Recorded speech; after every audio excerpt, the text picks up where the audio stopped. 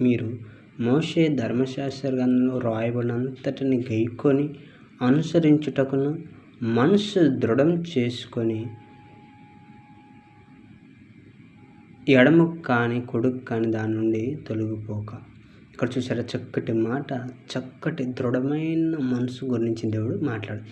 ఒక స్థిరమైన మనసు కావాలి, ఒక స్థిరత్వం కలిగిన ఆలోచన కావాలి. దేనికంటే దేవుని ఆలోచన నీకు రావాలంటే ఈ వాక్యంలో ఉన్న ఈ స్థిరత్వం కలిగిన మనసు నీకు కావాలి.